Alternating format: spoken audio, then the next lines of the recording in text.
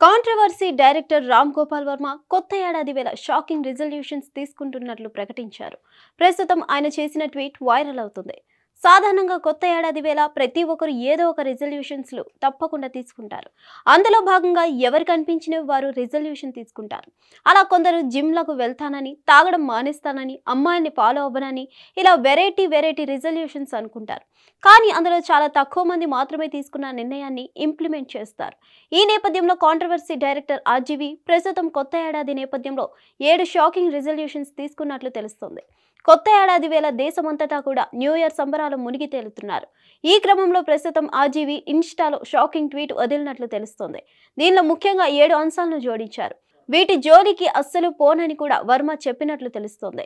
మెయిన్గా వివాదాలకు దూరంగా ఉంటానని, నేను ఫ్యామిలీకి ఎక్కువగా టైం ఇస్తానని, దేవుడికి భయపడతానంటూ ప్రతి ఏడాది 10 సత్యవంటి మూవీస్ చేస్తానని అందులో పోస్ట్ చేశారు.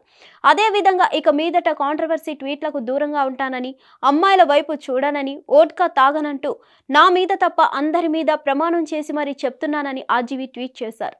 ప్రస్తుతం ఆర్జీవి చేసిన ట్వీట్ నెట్టింట హల్చల్ చేస్తుంది. మరిన్ని అప్డేట్స్ కోసం stay tuned to hit TV.